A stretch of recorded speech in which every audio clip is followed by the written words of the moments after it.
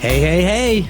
It's Brunch with REC. How's everyone doing? Simos, what's going on, brother? Hey. It's Jas with REC. Well, look, I think people can tell right away that that's not my voice because my voice is a lot more saltier. Not saltier, like it's a sexier voice, actually. So I think our insiders can tell the difference between our voices. You're right, Jas. You are so sexy, bro. I mean, he saw a little bit of sun this morning. He's getting real excited. Hey, buddy, I got the built-in tan. I can see you're getting a little red right now. The sun's out here in Toronto, Canada, at our head office. Why are we so happy about the sun? Because for 2 days straight, we had snow in the 20s of April. So, like, that's a little odd. For all the new insiders, in case you've never been on Brunch with REC, I'm Jas Takhar, co-founder of REC Canada, Simos Papailias, co-founder of REC Canada. I'm typically not this silly. You're typically, well, yeah, right. Typically, yeah, I'm not right. this silly. I mean, look, as always, guys, make sure that you let us know where you're signing in from. And give us a thumbs up if you. Good morning, REC Nation. If you know how silly Simos is every single other Saturday, I should say. This is a bi-weekly. I know people have been mentioning at times, and the team has been mentioning, Jas, you're on your phone while you're on Brunch with REC. There's a reason for it because I'm watching the comments. So please make sure you let us know where you're signing in from. Simos, we had a nice little surprise today dropped off for us. One of Tyler, Tai, our air traffic controller, our director of concierge services, one of his good friends. What did they do, buddy? He concierged us today. He did Tyler did concierge and when I say he hooked it up, I was born into the hospitality industry and cooking. His name was Jordan. So Jordan, aka Munster, aka Munster. I hope he's watching. So this kid is super talented. All shit aside, it's one of the best croissants and puff pastries I've had in a long time. He made an artisanal bread, all baked this morning. They were still warm when they arrived, and he paired it with some crispy prosciutto, some beautiful spicy soppressata. There's some fruit on my plate and some homemade little quiches. I'm excited for brunch. What about this bad boy? Well, that's for healthy people. That's for. but it is an organic, not sweetened yogurt with delicious handcrafted granola with brown sugar, almonds, walnuts, and blackberries. It's awesome. But delish. Big shout out to Tyler again. He's in the comments. I see him, guys. Make sure, as always. I know I've said it a few times already. Let us know where you're signing in from. Nice to see you, Mr. Jonathan Quirk, signing in from Richmond Hill. William Clark, the amazing support you've been giving us for years upon years. Thank you so much. I'm almost 100% sure you're signing in from Alberta, so that means a lot to us. Like dude, it's 10:30. You talking about Mr. Eastern. Clark from Red Deer, Alberta? Yeah, well, I don't know if he's from Red Deer. I thought it was Edmonton, but I could be wrong.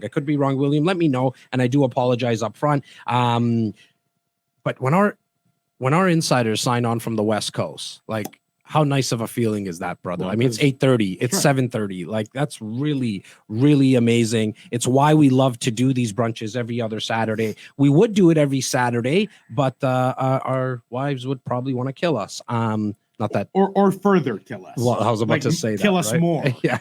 Big shout out to our wives, I was gonna say Carolina because that's a new team member, but it's Caroline and Caroline, Sony, aka CPAP, and Sony, aka Sones. Big shout out for them to them for all the support today, guys. Just so you know, we're going to be doing a deep dive into Urbanation's market stats that just came out, I think, 2 days ago. Urbanation, for anybody who doesn't know who they are, they were founded approximately 40 years ago, almost 40 years ago. They are the authority, hands down. They are the authority when it comes to GTA market stats, insights, analysis. I want to really emphasize how long they've been doing it for, Simos. So that's important, man. It's been 40 years. It's not like they've been around for a decade. Like, I'm talking 4 decades. Yeah. They've been bringing us the stats. Now, it is a password protected site, but go check out their site. Like, I think there's some stuff on data. There's tons of data, but luckily for us, our brokerage here, big shout out to also Christopher Slidom, Jeffrey Slidom, Sam Hewitt here at Royal LePage Signature, they pay, I think, $80,000 or something a year to get the actual insights. And we have them here today. You're going to easily be able to get a copy. Tyler or Steven, big shout out to Steven Rochester as well, who's manning the ones and twos for Simos and I here today on Brunch with REC, something he does every other Saturday. You're gonna be able to get this report. We're gonna be discussing it, my thoughts on it, Simos's thoughts on it. Very easy to get. Just text Urbanation. Text Urbanation to 647-372-0126. I think that's the number. Steven, just double check for me. Text Urbanation to 647-372-0126. You'll have the link to this report. It's a detailed report on what's been going on in the GTA market. But before we go do that, Simos, like, we need to give a big congratulations to 20 of our insiders, man. Well, I think it was just going to carry. The reason we're doing this today is we actually had a schedule to follow, and the schedule got interrupted based on your feedback. And this is why it's so important that you keep piping in and letting us know what's relevant to you. We had over 24 REC insiders in the last, 2 weeks? Well, since last brunch, so a week and a half ago, exactly 2 weeks. Yep. To put it into perspective, all these brave, all these committed, determined real estate investors initiated a deal. They made a step towards growing their portfolio once again. Many of them went into the resale income property route. Many of them, actually over 24 specifically that you're referring to, went and added a pre-construction unit to their portfolios. But all of them had key data requests. And we do nothing without data. We do nothing without data. You can lock up a property as you should, but you never go firm. You never move forward without literally analyzing it and making sure that, not that it's good, making sure that it's good for you. And it's the right investment that in your portfolio, right? And that's what we've done. We believe that's what we've done different. There is not a single client that we serve that hasn't gone through the REAP process, the real estate action plan. Very easy to set up. Just let us know in the comments or shoot Tyler an email, info@reccanada.com, REAP, which is the REC's real estate action plan. That, the request was, sorry, to finish your sentence. Sorry. And based on the entire team's conversation with every single client, they were asking for the crystal ball. Yeah. So what's happening? Are we good?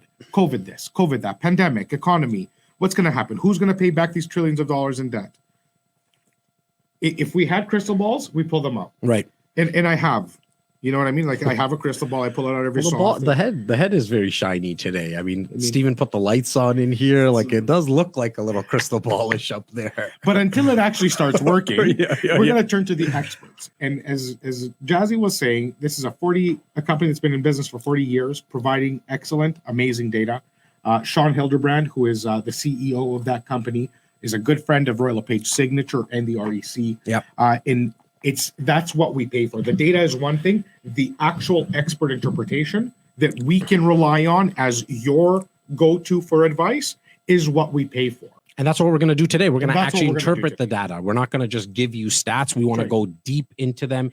And guys, this is Brunch with REC, where real estate conversations happen. Pipe in the comments with your questions. I'm monitoring that. I'm going to do my best to bring up as many questions. I think Steven also let me know before we started that majority of the questions will pop up on the screen. We'll answer them. Have conversations with yourself. Start connecting with each other. Press the share button under to the right of your screen right now where you're watching. Bring in your families, bring in your friends, your neighbors, your colleagues, and let's have some conversations around real estate. I did want to go back and acknowledge again, though, our 20 people that went into contract and moved forward are in the process of moving forward with that condo launch that we did 2 weeks ago in Toronto here. We also had some people move into another condo project as well. Just a big congratulations to everyone. But what also came out of that, Simos, was the fact that some who got kind of caught up in the hype, and that happens. We've been doing this for 16 years. We've done enough events.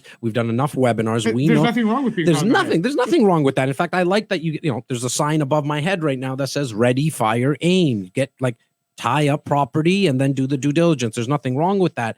But some of their comments were like, oh, I didn't know what your process was in terms of due diligence. And so, Stephen, do me a favor. I just put up a brand new animation. Yes, you heard it right. There's a little nostalgia around cartoons around here. But there's an animation that I just put up on Instagram that actually explains our process. How do we go from 50 to 60 projects that come to this desk? How do we narrow it down to 6 to 8 of them a year? And the process is all in that Instagram post I put up in the morning. It's getting tons of shares. I think you're going to get a lot of value from that.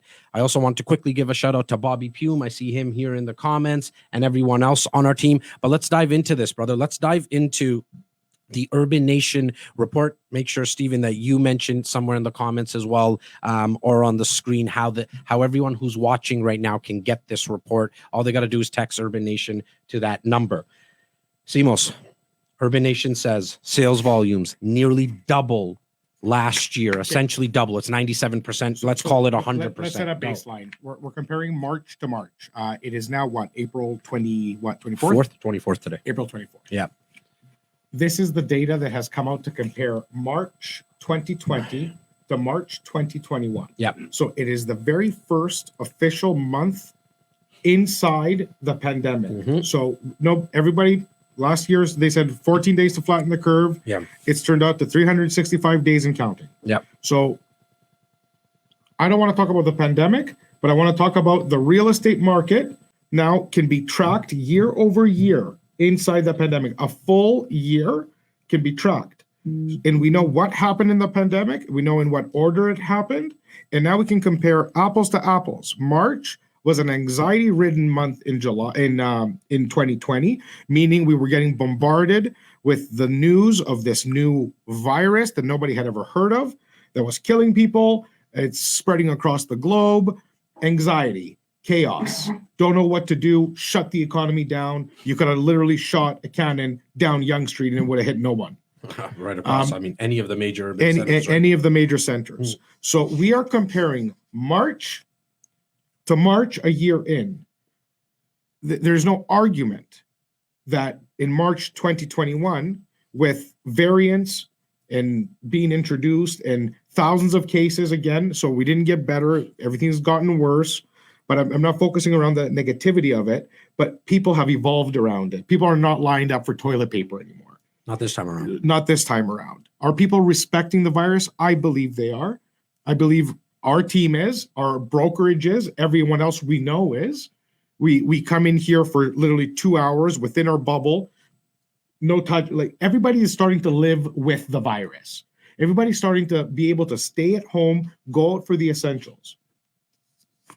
Everybody is buying real estate. Well, I mean, everybody is buying real estate. So they see, nobody's going to allow, and I'm talking about the savvy, knowledgeable people, 1.5, 1.7 interest money. The cost of borrowing is so low. The lack of inventory is so apparent that it doesn't take a rocket scientist to know that the prices have pressure. They're going to continue to evolve, and we're going to speak directly to where we're going to see it taper off and what you should be doing and how you should be analyzing the data. That's what we're here to do.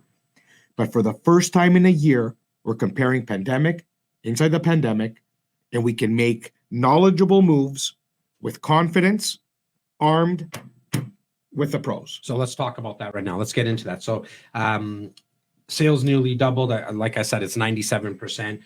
When comparing to the current boom, to the heightened anxiety at the onset of the pandemic, reaching a single month record of 15,000 sales. So in the height of a pandemic, we've never seen 15,000 sales. I want to talk about that because we get asked about who the heck is buying all these homes right now, and condos and townhomes. Well, somebody has to be selling them for somebody to be buying them. Well, yes and no, right? So people are making moves. But keep in mind, though, we also have first-time home buyers. Yes. Right? Who are not actually coming. Yes. They were renters, or they were living with mom and dad, right? The reason, like, even I was quite impressed with the fact that we got 15,000. 16 years of doing this. We usually hover around, just to give some people some context here, we hover around 8,000 to 9,000. That's kind of a month, 8 to 9,000 sales a month. That's what we usually hover around. To be at 15,000 was very surprising to me due to the fact that the borders are closed. So we don't even have people coming in. So then that poses the question, who is buying these homes, condos? This is all types of properties. Here's the actual truth of what's going on. We have first-time home buyers, okay, who were living with mom and dad and or renting. Because at an interest rate of 1.5%, the cost of borrowing has never been as low. We also saw, especially in the early part of the pandemic last year, I'm going to say April, May of 2020, a lot of people moving out of downtown Toronto. Because here's the fact, at that time, 50,000 people left downtown Toronto. That's right. Okay, so where were they going? They were going to the suburbs. These numbers. Well, we saw a boom. We saw the suburbs explode. Well, out of the 15,000, we'll talk about that too. 100%. We're going to talk about what happened in the suburbs, right? Because I mean, there's certain areas that have like just over a week of inventory right now. Madness.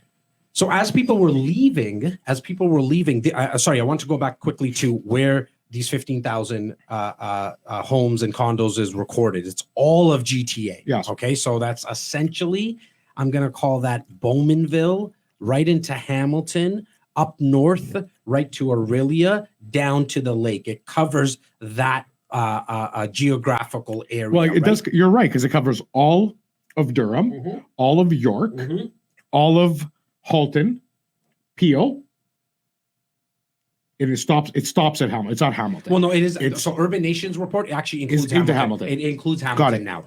So I guess they call it GTA and surrounding areas, right? The 12-month rolling sales reached 108,000 on record. The most I've ever been part of is 115. 2017, okay? Baby. So 2017, we saw 115,000 homes, condos exchange hands, which tells us that's a little over 230,000 people, right? Because there's two ends to a deal. So right now we're at 108,000 rolling, 108,000 sales in the last 12 months. I want to hear your take on, Simos, to add to what I was saying about who do you think is buying a lot of these places? Yeah, so for me, it's very simple. The money being as cheap as it is has enabled a lot of people to make their move. We are seeing, and I did an article with the Globe and Mail last week, it hasn't been published yet, on the greatest generational wealth transfer of all time.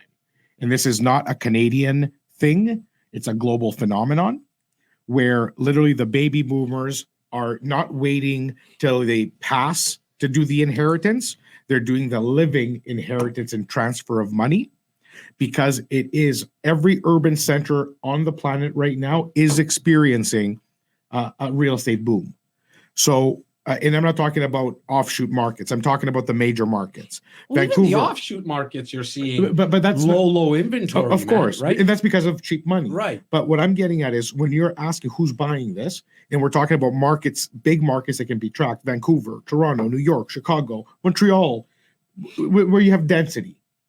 We're seeing an like the biggest generational wealth transfer of all time. How do we see this? How does the REC know? Because when we transact the amount that we do, we literally, our team alone is almost 1% of the market activity in Toronto.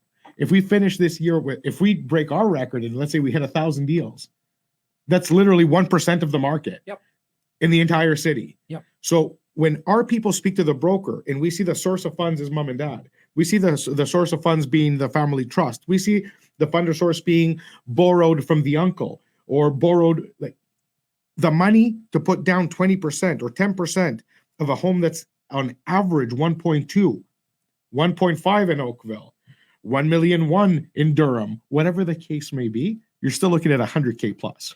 Yeah. And that's not chump change. Now, I think it was the Globe as well that came out with the report that internationally, Canada was #1 in the amount of money that was saved in the last 12 months, which just goes to show something that we've been saying. If you go back to our content from 10 years ago, and our great friend, what are Canadians? Mr. Simon Giannini used to say all the time, the Canadians are, let's just say out of the top three, they are definitely conservative. We all are. Yes, they're sometimes a little chicken to do some, to make a lot of noise, but conservative for sure. And it showed up once again that we just put away a lot of money. I mean, personally, in our business, we feel like we usually have 11, 12 support staff here at all times. We're buying lunch on a regular basis, where even us, the amount of money that we spend just getting to the office, getting back home, not spending as much, right? Like, I mean, Stephen, I was talking to our creative director a couple of days ago, and he's like, Jas, I come in, but like I used to host a lot of parties, man. I used to have a lot of people over. I used to spend a lot more money. Now it's just him and his beautiful dog. You know what I'm saying? Exactly. Shout out to Nipsey. And so keeping a lot of the money in their pockets, that's what Canadians showed that they did. Hence why we're seeing a lot of people move into bigger homes, along with the fact that they're also investing, because as their money's sitting in the bank account getting, I don't even know what you get anymore. You know, listen, what I mean? People are getting smarter. Nobody's leaving their money sit idle anymore. Canadians have saved the most they've ever saved. The banks are really literally sinking with cash, because everybody's hoarding and saving, meaning they're not spending as much because A, they can't, they have nowhere to go, and B, the minute that we went into close mode, it was an instant effect that the banks could measure of people tightening and going into the shell. So what we're seeing in the housing market is people come out of their shell, leveraging that cheap money and making moves, knowing fully well that up ahead, once that airport opens up, once the universities open up, once COVID is part of history and not part of reality, this market is going to explode. So let's talk about what happened in the last year in terms of prices. I think that's very, very important, because the second most question that we get asked is, how the heck are values continuously going up? It always comes back to one thing, guys. I know we sound like a broken record, but we're not going to change. For the next 37, 48, 62 years, we're going to be singing the same song, that the reason values continue to go up, it always comes down to supply and demand. We still have a lot of demand and we have very little supply, which translated into a 21.6% year-over-year increase on average across all home types across the GTA. How crazy is that? In fact, it's so crazy, I don't even like it. Like, personally, as an investor, as a broker as well, like I was talking to my mom a couple of days ago. She's like, you must love this. It must be going crazy for you over there. Yes, we're crazy because we have a lot of clients and we have a lot of investors, but it's for every buyer that I have. I mean, we're putting in 7, 8, 9 offers because there's no inventory. And so that's why values have increased we've never seen 21.6, even in 2017, which was the height, the pinnacle, which was at 17.1%. So this has actually surpassed that. And I just want to get to the average price. It's an average price right across the GTA right now, $1.1 million. It's insane. Okay, so what was our record in 2017 was $1 million. So we've already surpassed the $1.1 million back in here it is right here. Back in March 2017, it actually hit 945,000. So I was slightly off. The highest we ever saw was 945,000. We're now sitting at $1.1 million. For anybody who's signing on right now, for you to get the Urbanation report, my boy Steven here will make sure that he puts it on the screen. All you got to do is text Urbanation to 647-372-0126. You should get the report automatically sent back to you. Where do you want to go next? You know what Simos? I want to do? I actually want to read verbatim the key takeaway, the first paragraph of the key takeaway. Okay. Because I really think it sums it up so greatly. We can go into a couple of the micros after. Yeah. But check this out. The housing market is arguably occupying more of the news cycle than ever before. But despite the numerous calls of a bubble and for government intervention to cool the market, buyers have remained undeterred. This is takeaway from a CEO of a stats company. Like, he's seeing the news and he's seeing the opposite activity happening. And it's a third party. Correct. We didn't mention this earlier with Urbanation. It's a third party. TREB, which is the Toronto Real Estate Board, which we're part of the Toronto Real Estate Board as brokers. They do a phenomenal job on stats, but they're the Toronto Real Estate Board. These are private advisors to government. And so I wanted to make sure that everybody understands who Urbanation is. Go, Simos. There does, however, seem to be some signs of market forces coming into play. Market forces meaning a slowdown. After a nearly 30% run up in low-rise prices over the past year. So low rise, if you bought for 100,000 or if you bought for $1 million last year, your home is now worth 1.3 in 1 year. Yep. 300K net in 1 year. So now we're seeing market forces come into play.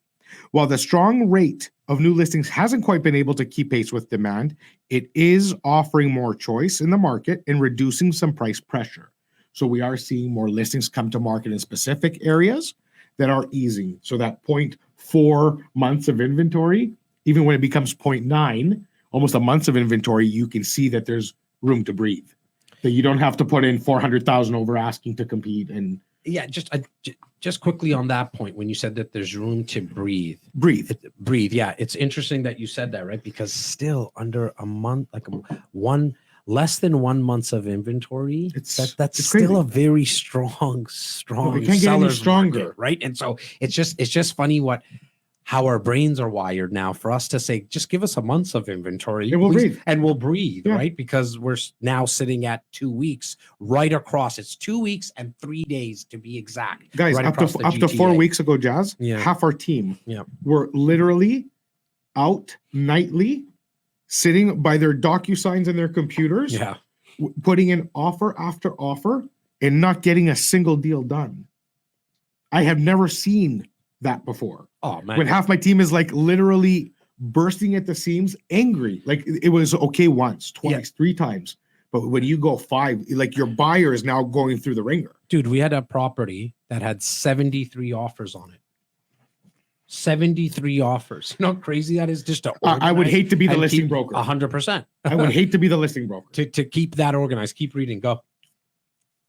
You were at average detached prices have increased by 3% over the last 2 months, which is well below normal for this part of the year. The 10-year average increase for detached homes between January and March is 7%. So that was only 3% this year.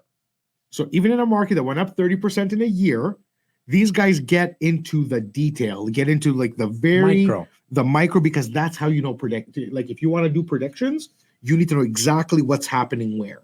So they're saying in the detached sector across the entire GTA, in the last 60 days, where typically the most growth is right prior to the spring market, they only saw 3% this year. Why? Because it's been out of control. There's only so much the market can take. And that's what they're starting to see.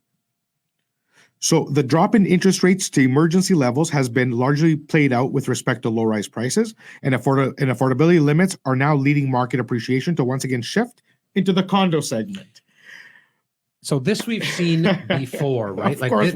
We've seen before. What happens, and this trend has happened at least in the last 16 years that I've been in the business and that we've been here at REC Canada. We've seen this happen about 3 times. What happens is that the values increase so much on detached homes. The people are forced. Okay, so now people, they're forced, even with low interest rates, the carrying cost on a $1.1 million home is too much for a first-time home buyer, or even maybe somebody who's just getting into their second property. That the conversations at home go something like, "Hi, honey, I think we need to start to think about living in a smaller home or driving till we qualify." Yeah. But then one partner would say, "Well, I still want to be real. Like I want to be in Toronto. I don't want to be in the suburbs." But they're both. It's not either or. It's both things are happening laterally. We're seeing the suburbs explode because of that. Because one couple says, "Honey, I'm not going in a condo. I want a home." Okay, well, get in the car. Let's drive and find one. Well, and now we have to not even drive to the suburbs of the GTA. Now you're going outside. Yes. You're going to the kitchen. And then the other and then the other couple you mentioned is doing the exact opposite. I'm not moving out of the city. This is where I want to live.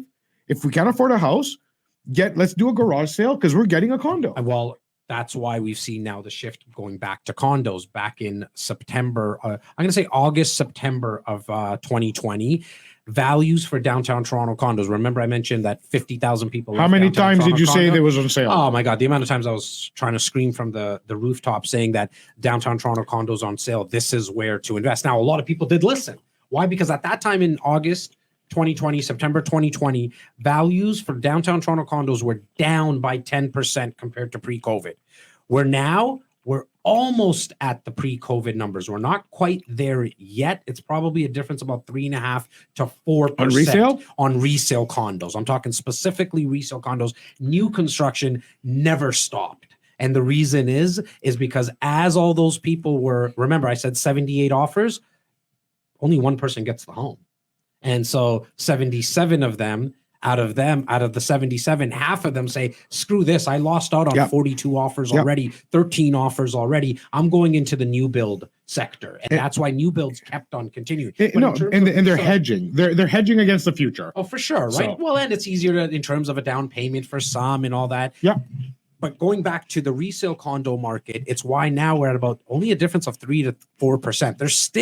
There's still some room for people to get in at a sale. Well, 97 cents on the dollar. That's exactly what we're trying to say here, that you can literally still buy a condo for 97 cents on the dollar. It's not as big of an opportunity, in my opinion, that we saw back in September, October. You do, as an investor, you have to keep in mind that you would need to obviously rent out that property in the next 90 to 120 days, something that you need to have the stomach for, meaning that you're going to get a little lower rent. Another reason why a lot of people shifted to new build is because as an investor, you don't have to think about getting a tenant right now. Right. But the shifts happen. People are coming back. I'm actually very curious. Listen, I didn't want to move on before I give you kudos. And I did want to just put a question out, really, just before we forget, Simos. To the insiders who are watching right now, because it has to do with urban centers, specifically downtown Toronto condo. I want to see in the comments right now, and I appreciate everyone sharing, right? About 14 shares. Keep sharing. It really means the world to us. I want to see in the comments, do you think that majority of people are going to want to get back into offices in downtown Toronto?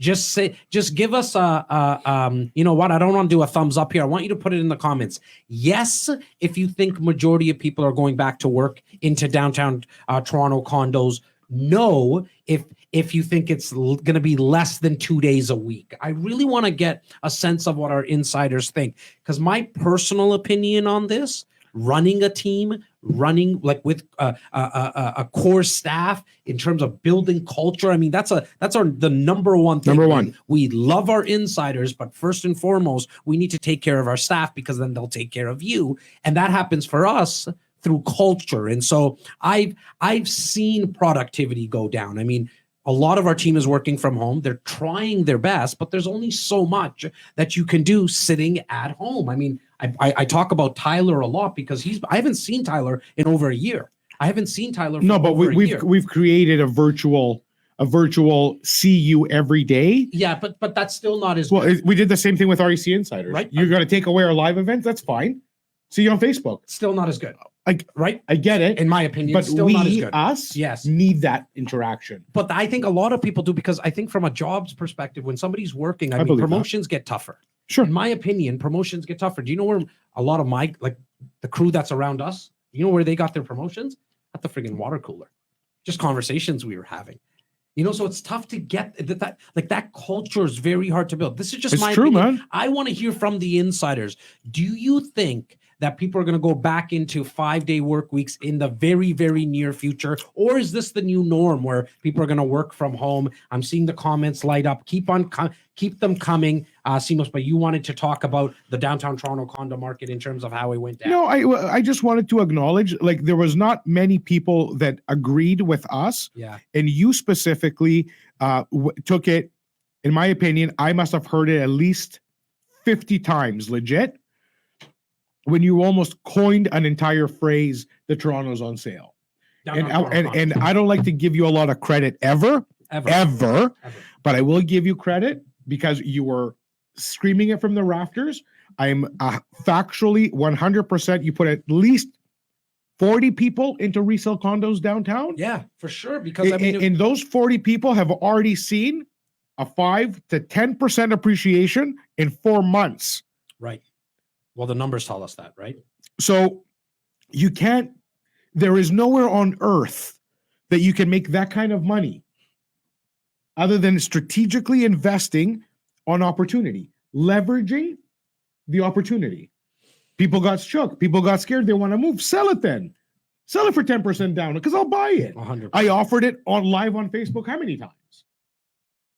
Put up your condo right now. So the comments are coming in. Steven, do me a favor too, brother. Just keep an eye on the yeses and the nos. Try to get me a kind of a number here, but they keep on coming in, Tyler. We obviously miss you guys. Along with the question that I put out there, do you think majority of people are going to get back to work 5 days a week, or do you think it's going to be less than 2 days a week? Along with that, and Anna Raposo, we miss you too. I know you said Tyler, but Simos and Jas. Anna Raposo, Art Raposo, what's up?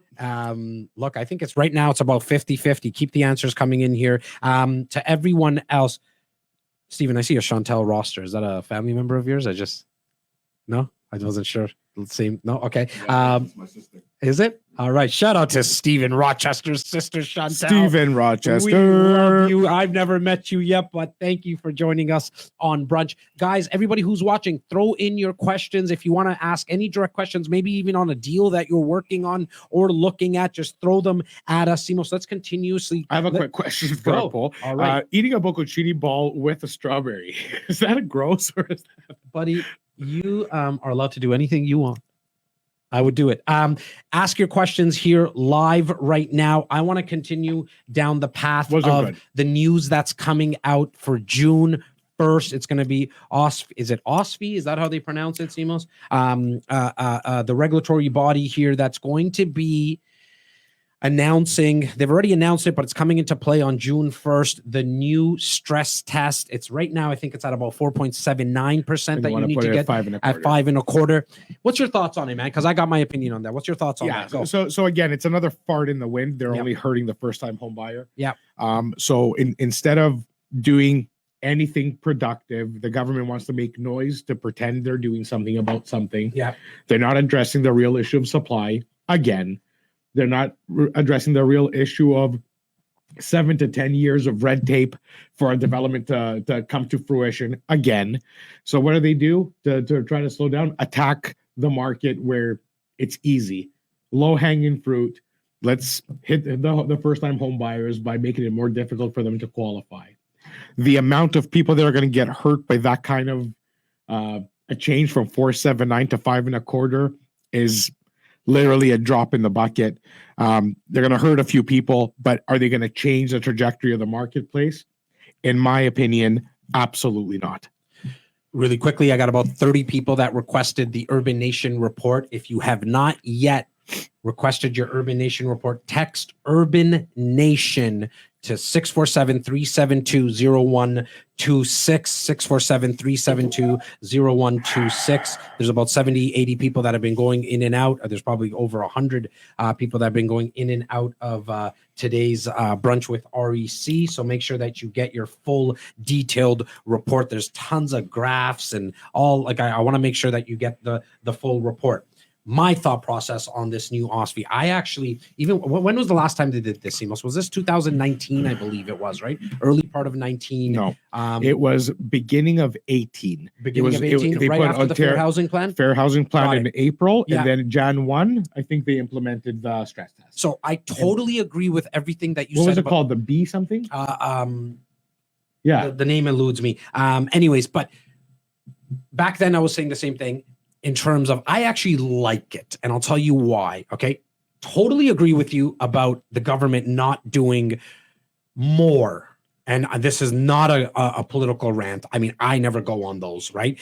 And however, it's tough, in my opinion, for the government to figure out the supply issue. There's way more that they can do. The red tape is, it's now more than a pet peeve of mine. The fact that it takes 10 years from an application. And we know that as a fact. It takes 10 years from an application to be put in for a building to be built, where in Manhattan, they do it in 2.5, 3 years. Like, we got to get better at that. Why do I like some of these rules, like this specific rule?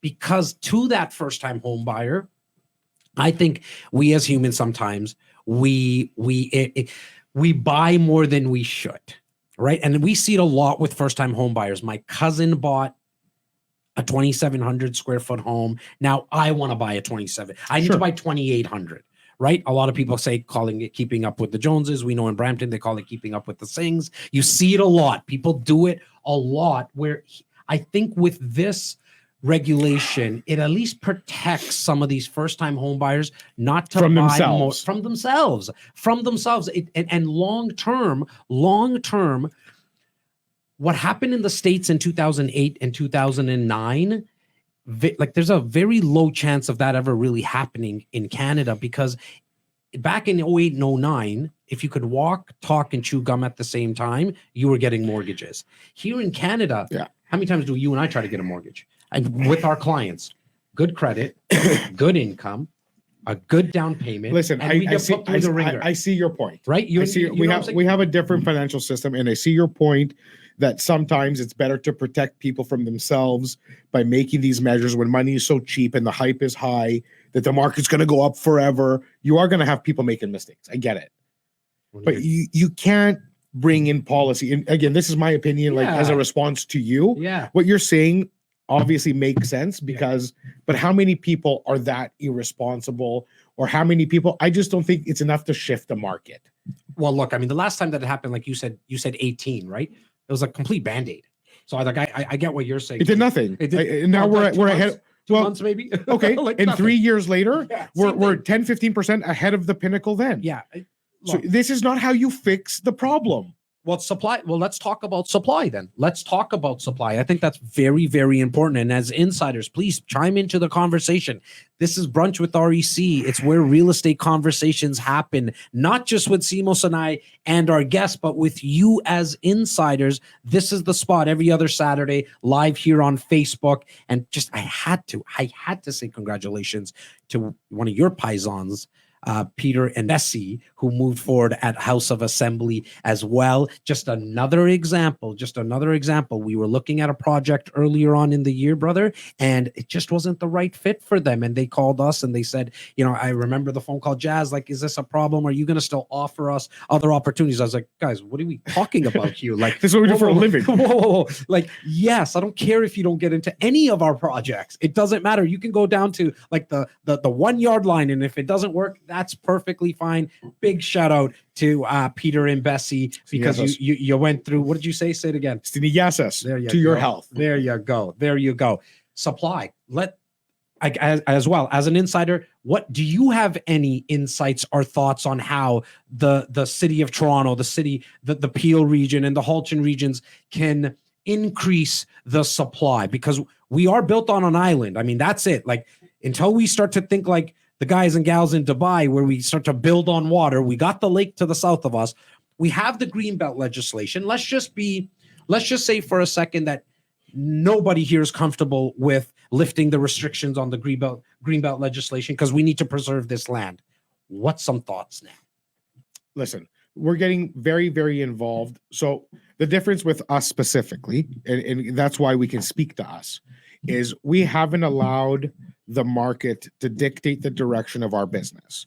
So there was a time about 5 years ago where we went out, we were frustrated.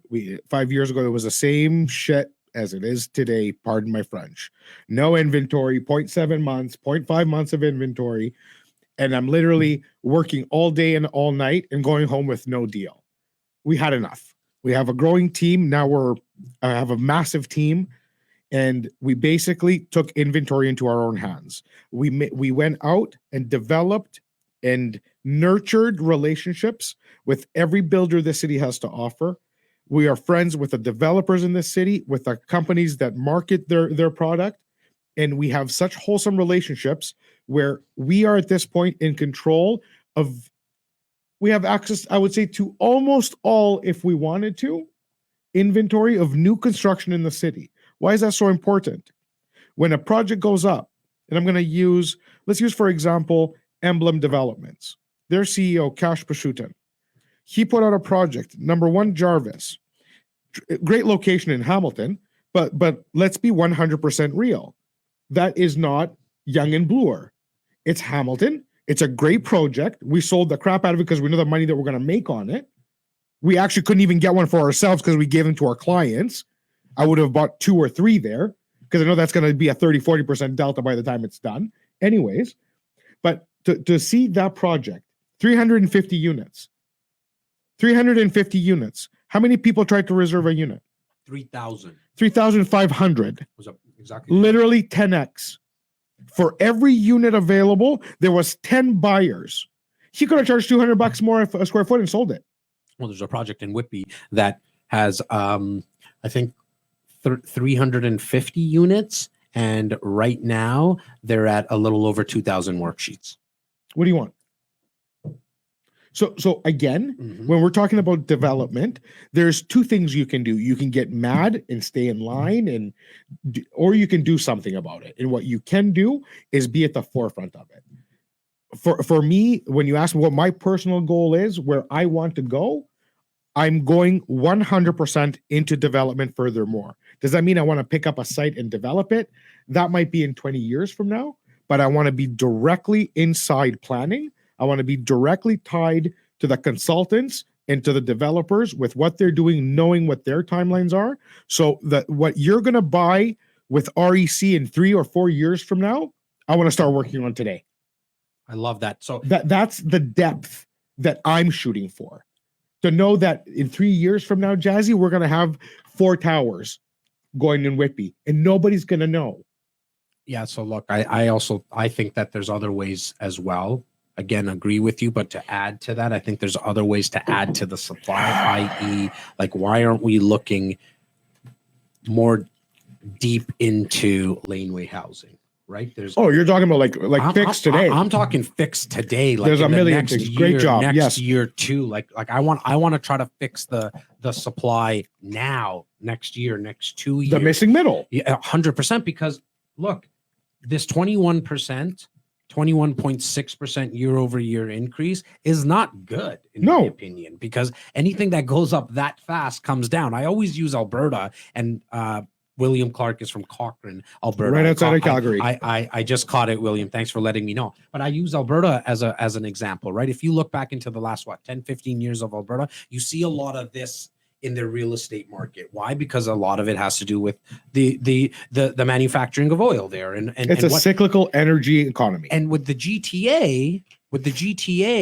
for the last 40 years, we've been that tortoise, right? We've been nice, slow and steady, 7.2% year over year increase, nice and slow. But now when you see these big spikes, they're it's not scary because you know whatever goes up must come down. So how do you fix these big spikes? You just get more inventory on the marketplace. Laneway housing for me is huge. Laneway housing alongside getting rid of the red tape. But I gotta say, like, after that, I'm out of ideas. Like, that's why I'm reaching out to the insiders. I'm reaching out to everybody and saying, guys, how do we increase the supply? Yes, the red tape. Yes, laneway housing. Here's one that I just came to me as well that I talk a lot about. How about making it easier to have accessory apartments, like basement apartments in the Bramptons, the Durhams, and like all around the suburbs, even the city of Toronto. It takes forever to get a permit, to get an apartment, a basement apartment. You allow quicker basement apartments. You're starting to echo the frustrations of our clients every day. Continue. No, I love that because that's real, Jazzy. So laneway housing would be a massive solution. Garage dwellings, so above the garage. One of our very own, Bobby, is working on getting his plans, and guess who he's working with? Rohan Walters, nice, who is like an REC insider, a client, a friend of the REC, and he is a social justice warrior on the street, championing some of these initiatives at City Hall and leading the way. As a matter of fact, if our insiders ever want to hear more about these initiatives, we can bring Rohan on in a second.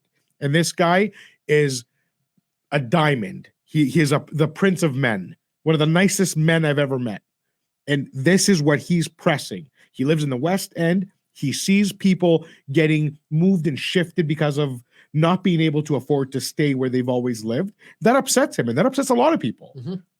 So you can be cold and you can be an ass and say, well, you can't afford it. You got to move. It is what it is. This is the path of a city. Or you can be a human being and say, I've lived here my whole life, and I'm literally getting kicked out of my neighborhood because of my city hall failing to provide the housing we so desperately need. No, look, and in their favor, they did do, like, for every new build construction that happens in the city of Toronto, 1% of all buildings does have to be put aside for affordable housing. So at least they're doing something, but from a macro level, more does need to be done, because otherwise this is just what we're going to see. And yes, I mean, I hear it all the time. It's going to be tougher for the younger generation to afford homes. Now I'm going to go on the flip side of everything I was just talking about, right? Because if you look at all major cities across the world, very rare do you see a lot of homeowners in the downtown cores of those cities. That's right. Right? They are renters.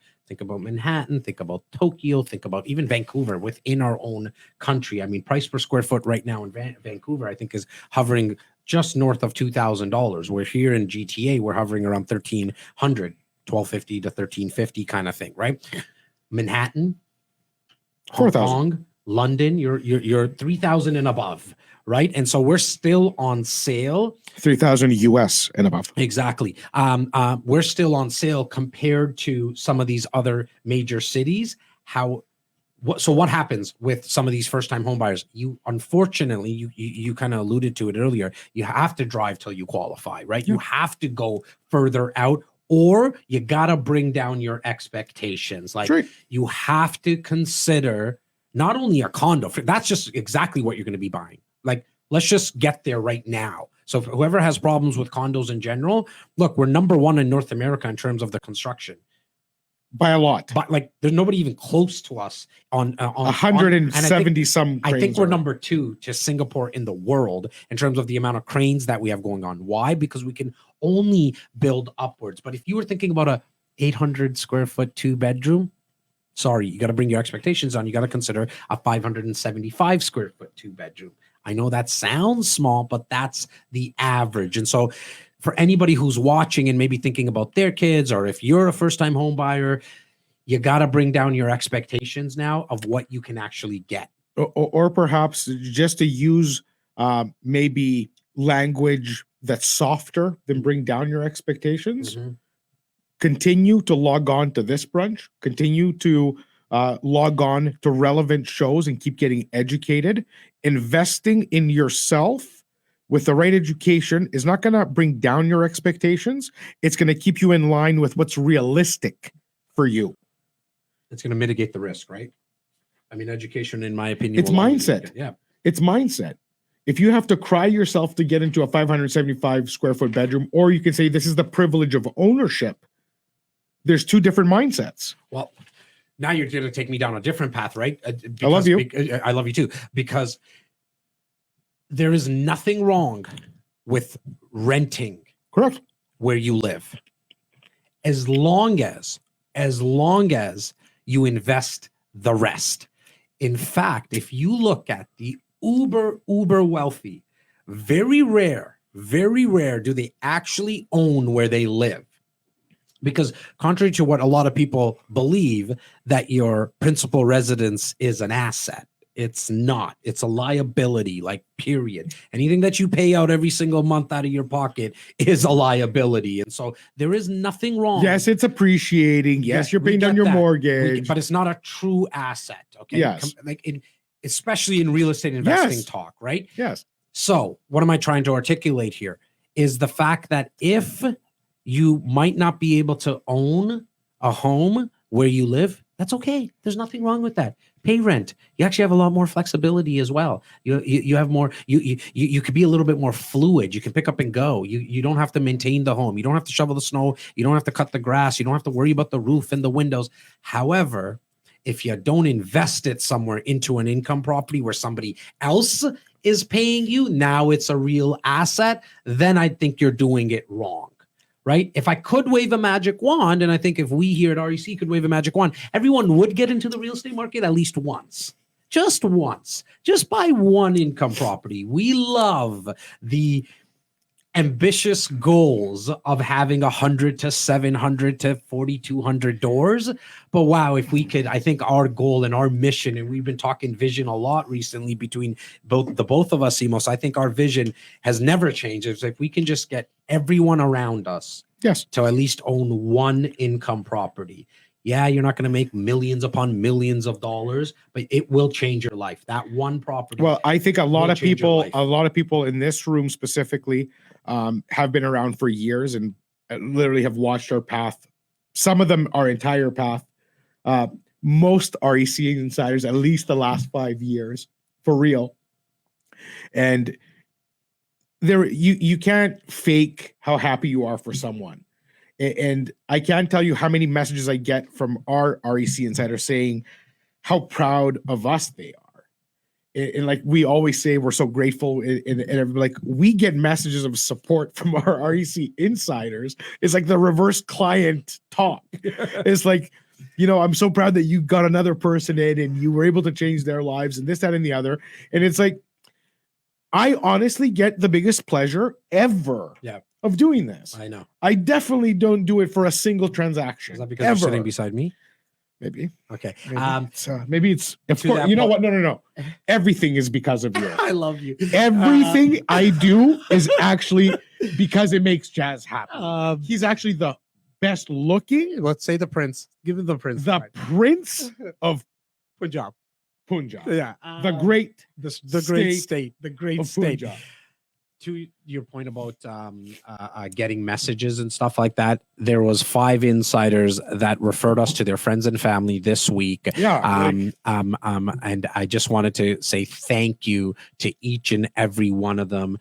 Carrie Ann Foster, John Braun, and I'm gonna get the list as well. I'm sure Tyler will let me know who they were.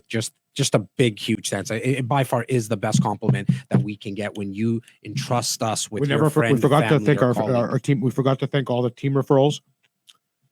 Christina Storga was smashing. Yeah. Another referral from another client. The whole team was going bananas. Congratulations to every single REC insider on the resale side who was able to secure investment properties all over the GTA. We had a huge week. Yeah. Next brunch, let's bring back the real estate corner. We'll go through the sales maybe 100%. Over the last 2-3 weeks. Yeah. Because a lot of them are worth mentioning. A lot of you guys got into some multifamily. A lot of people got into some duplexes. So we were able to secure some really good real estate for decent prices. Surprisingly, a couple of our agents, Katie Saccharin got a condo, like I'm talking smack dab in the middle of downtown, like by Fort York, $700K with parking. 800 square foot condo. That's $900 a foot, $200 a foot. Yep. Less than what everything else is going for. That's huge. There's big wins out there. So next brunch. Yep. Real estate corner. We'll bring the 200%. The 2 weeks of real estate corner. Yes. Going to go into Q&A very, very, very shortly. Stephen, help me out here, buddy, if you don't mind. Try to pull out some of the questions. I saw 2-3 questions come out. There's somebody asking a question about a triplex. I've lost it on my phone. Do me a favor, Stephen, bring that up. Before we get into Q&A, again, for you to get your full report, the Urbanation report, all you got to do is text Urbanation to 647-372-0126. I also wanted to mention because we mentioned the word REC Insider a few times, but there's new people that are coming on to become an REC Insider where you can be kept up to date with our exclusive opportunities, our market stats, a bunch of content that we do. All you have to do is go to, is it recinsiders.com? I think it is, Stephen. REC Insiders. One with the S or no S? Sorry. Okay, so to become an insider, all you got to do is go to REC Insiders with an S.com. And again, you'll be kept up to date. We send an email probably once a week. We try not to bother people. Not even. Right. I think we're almost at a once a week now. And then now obviously every other week we do this brunch. Let's jump into Q&A, guys. Get your questions in. We're going to be around for another 15, 20 minutes answering some questions. I know there was a question about a triplex question. Simos, can you read that, buddy? I can't see it from here. Looking to buy a triplex. Toronto super expensive. Where would you suggest to buy?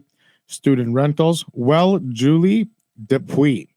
Well, look, I think it's all relative when you say Toronto is expensive. I mean, Toronto is expensive, but you're also going to get higher rent. You're going to get more passive appreciation. In my opinion, if your rental income is covering your expenses, as an investor, myself, I'm good because I know where I'm going to get the highest appreciation.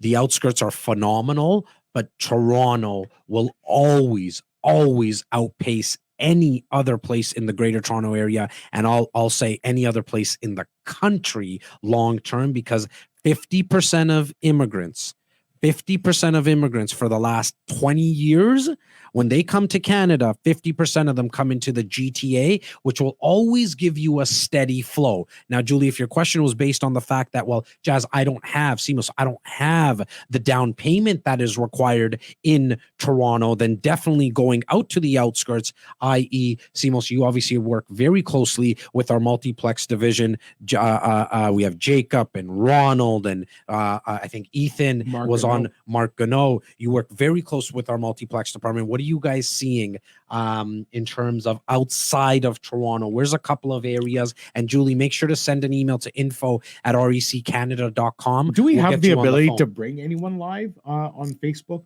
Like, does that exist? A function? Oh, sure. Who do you want to bring on? Julie. Oh, sure. Julie, did you want to come on live? Give us a message right now. We'll bring you up live if you just want to come live. The answer is yes, by the way, Simos. That's really easy for us to do if Julie's still here.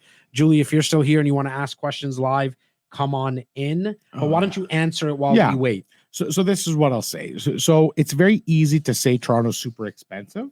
And what you said, maybe it's expensive for you.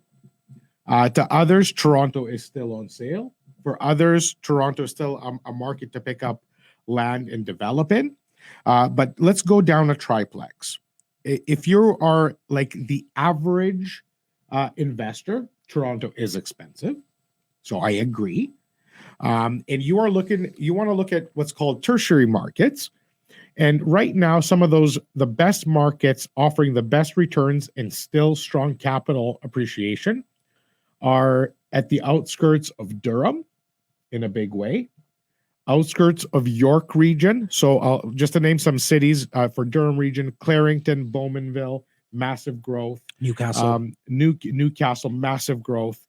Then, of course, north of Newmarket, there's the East Gwillimbury's. There's all those markets where you can still find great chances and opportunities. Looking north of Brampton, Brampton is untouchable, but let's look at Tottenham. Let's look at all that series along Highway 10 going north. Yep. You're going to find a lot of little sub-markets that have good opportunities. And of course, to the west, in the southwest, Woodstock, Paris, Tillsonburg, Guelph. What are we seeing in Chatham, man? I know a lot of the teams sometimes in Chatham. What's going on over there, brother? you could bring in. I was speaking to Justin the other day. Yeah, he's overwhelmed. We have Justin Conocal? Justin Conocal. Well, big shout out to Justin and Lindsay. I know there's a lot of friends of Justin and Lindsay's, a prime brokerage here on Brunch as well. Welcome to Brunch on with REC. I apologize because I did forget, but Justin shot me a message, and Justin and his team at Prime are first class. Let us know if you ever need an introduction. But continue, Simos. So like if we were to I had a conversation with Justin, their market is literally on fire. Why? Because there's a tremendous amount of investors. Julie's here. Yeah, bring it on. Justin and his team at Prime. Julie. Hi guys. Julie, hello. Oh, if you ever need an introduction. One second as we get set up with headsets. We were happy today because we're like, Simos, we just need to talk to ourselves. But now Simos and I are bored of each other. And hence why we wanted to bring you on live. Bear with us here, Julie, as we're just getting set up here. 1 second, Julie. We got you, Our Lady. We were busy just eating brunch. Well, I've done a hell of a job. You slow down because you're talking too much. Well, you know, And who's I'm doing, gonna. you know who's doing most of the talking when we're not eating.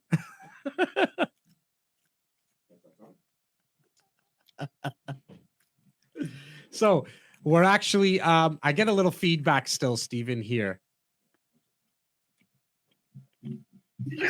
You know who's doing most of the talking when we're not eating. I think your computer might be on in the background, Julie. Sorry, I am not technically inclined. It's okay. I get a little It's all good. still. Well, we can hear you perfectly now. Now we can. So ask. So did you get a chance to listen to what we said about Toronto? I think your computer might be on in the background, Julie. Sorry, I am not technically inclined. It's okay. I get a little feedback. Well, we can hear you perfectly now. Now we There's can. a lot of feedback. So, Sometimes. We apologize. We thought we were going to be able to bring you in live a lot easier, but we're just having some technical problems. Let us know if you did hear the question that your question, if it got answered and we brought value to your question, because Simos was going down the path of making sure of looking at outside markets from Yeah, I just wanted Toronto. to know kind of where she's from, so Right. so you can point her in the right direction. But if you, Julie, just stick to, you want to be probably about 100 clicks, 70 to 120 clicks outside the core. So if you look at just past Hamilton, 50 to 60 kilometers in any direction, you're going to find those that B market, that big belt of B. Yeah. So you have your AAA in the core, your AA with all of the GTA, your A, including the Oakvilles, Burlingtons, Hamiltons, Barries, etc. And then you got your B. So if I would say Barrie is an A market to invest in. For sure, that's an A market right now. A, AA, AAA in the core. So your first Bs would be Aurelia. Yeah. Would be Blue Mountain and all those small towns. And I'm not talking about Blue Mountain core. That's obviously a great little spot. But Collingwood. It's not like there's a huge job market. Right. So those are communities that tinker along. People live you well. Go down the vacation rentals, They're, right? they're balanced lifestyles. People who want to live a little slower. Yeah. So again, that B belt. Yeah. That I'm referring to is the Aurelias, is the Collingwoods, is the Woodstocks, is the Guelph is an A. Guelph is no longer a B. Guelph used to be a B. KW is an A. Well, okay. But when you get into Cambridge and into the land on that side, you're getting into those B markets where your rents are paid on time, strong tenants, lots of retirees, lots of students for some of the universities, great markets. B's meaning the appreciation's about half that in the city of Toronto, but you're still going up. You're not flat. It's not downtown Detroit. Okay. So there's a slow appreciation and a consistent cash flow. And to most investors, those are some of the key properties they need in their portfolios. So above and beyond the wealth plays, like we focus, our journey with investors really focuses on wealth creation. Long-term wealth creation. Yeah. But our commercial practitioners focus a lot on cash flow. So there is a balance and a diversity required. And bringing that all the way full circle, you're only going to get that recipe broken down for you via doing a real estate action plan. And all you got to do for a real estate action plan, Julie, is send an email to info@reccanada.com, info@reccanada.com. And in the subject line, just write REAP, REAP, and Tyler's standing by. And I'm going to give an example of yesterday. Yeah. The client, I don't know if the client is on live, Okay. but it's initials CT. Yeah. I'm not going to say the name, Okay. but if you are there, Mr. CT and Mrs. MT, Okay. feel free to say hello. But for example, Those are our friends Carlton and Mary Tan. And we love you guys. And we love you guys. There they are. So let's talk a little bit about what a REAP is and how it comes in. Yeah. Carlton puts his hand up to the latest opportunity. Yes. Jas gets on the phone with him. Jas, 10 minutes later, calls me. Simos, what do we have in the pipe? Do we have something good? It's our VIPs. It's easy if you don't care to put anybody into anything. But when you do care and you're actually looking to build someone out, to properly say that I assisted this person find their roadmap and their trail to the X. Everybody's looking for their X and their own version of the X. It is our pleasure and with great humility, our honor to help people find their X on the map. So on Monday, I'm speaking to Carlton, and I know exactly already, like it's actually being prepared as we speak, what I'm presenting to him, a unique ability to be able to offset income in their family. Their goals are changing. I can't have a property that's going up 30,000 a year, but burning me $400 a month on the back end because it doesn't fit my plan anymore. Or I need something that's paying down a mortgage right now. That's right. Building equity from the perspective of mortgage pay down. But Carlton did have a question, and Stephen, I remembered. It's okay. Carlton's question. But I just want to make an example of like literally how it plays out. You just did it. Yeah. Well, I mean, it all starts with our boy Tyler. Nothing happens without Tyler getting it all started first. And so the way to get a hold of Tyler is info@reccanada.com. Our boy Carlton was asking, I'm not sure if this was earlier or right now. I mean, what's your thoughts with the business closing? Don't read the whole thing. Into residential, commercial, mixed opportunity. Unless you're the biggest rat in Canada, you need to wait 2 more days, 2 more sleeps, Carlton. I got 2 opportunities, and one of them is a ResCom mix. Yeah, look, I mean, it's a great question, right? Just to try to bring value to everyone. Cat's out of the bag. 2911 Dundas. Look it up. Google it. 2911 Dundas Street West. There you go. There's an opportunity there that our multiplex division is either already has or is bringing to market. We just listed it. It's listed. Okay, great. But in terms of Carlton's question and to bring value to more people here, look, I mean, what about the small businesses closing? They're going to open up again, in my opinion. Call me an optimist, but there's one thing that I've noticed about immigrants coming to the city of Toronto and the GTA. They love opening businesses, convenience stores, call it convenience stores, restaurants, shops. And so feel very, very bad for people who had to close their business.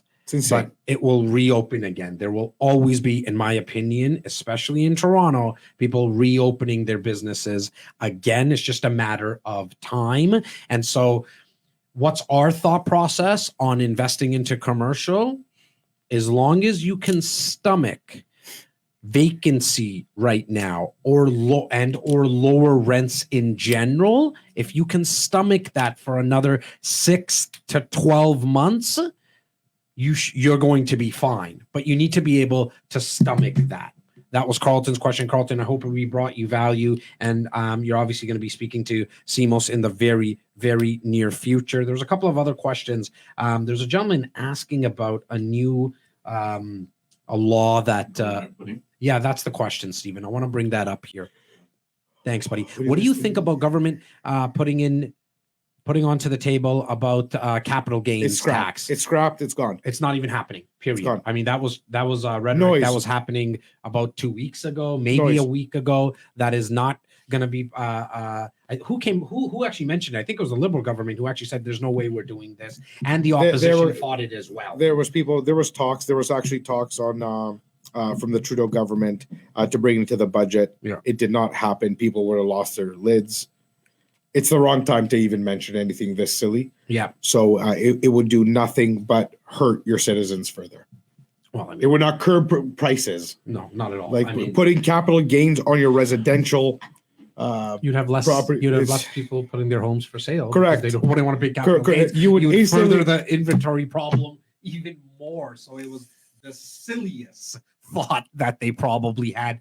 Again, we don't go on political rants here. It's Brunch with REC. Happens every other Saturday. Justin live. Trudeau, don't worry, buddy. You're smart when it comes from the REC. You're real smart, bud. You're a real winner, bud. Simos is going to start his own show, which is called The Political Rant by Simos Papailias. Simos, man, did you want to go anywhere else, man? We've held our clients virtually hostage now for the last hour and 15 minutes. We hope you enjoyed it, but go. It's an absolutely gorgeous day out there. I send every single person the utmost love, respect. Stay safe. If you can go for a stroll, go for a stroll. But just a quick reminder to everyone, if you do live inside the GTA, please respect your fellow citizens and try to stay home if you can. Only go out for your essentials, and just do your absolute best. It cannot last that much longer, guys. I got vaccinated. I know all the people around me are slowly getting their turn in. That's what happens when you turn 40. Did you just tell everybody your age right That's now? right. That's right. I mean, I've been telling people my age with my haircut for a long time. But your boy is 40, and he did qualify. But do your part. Get vaccinated. Stay at home. Stay safe. Lots of love from Simeon. Well, we will be here next and 2 weeks from now. What is that? May 8th, live here on Facebook at 10:30 a.m. Do us a favor. As always, shoot us an email at info@reccanada.com to let us know topics, maybe speakers that you like to bring, like us to bring on. Our Rolodex are pretty big, and so we can reach out to a lot of people, but we need to know what you're looking for. I'll always end this off by saying thank you to you guys who are watching, because if nobody was watching, yeah, we'd probably do it because we like the sound of our own voices, but it wouldn't be as fun as it is having you guys in the comments and all that. But even before you guys, I would like to thank the team, Stephen Rochester, Laura Stewart, Tyler Walburn, Bobby Pume, Shem Sharif, and everyone on our team, our 44 realtors who are out there every single day. As Simos mentioned it earlier in today's brunch, I mean, some of them are up there, up at people's homes till midnight trying to get somebody a property, trying to get their first property, their smart sizing. And so a big thank you to all our 44 agents and all their sacrifices. And everyone on our team and each and every one of our families as well. You guys let us do what we do. Thank you once again. We will see you May 8th on our next brunch live on Facebook. Share this with a friend. If you're watching the recording, shoot a comment. We still monitor this. Love you guys. Take care.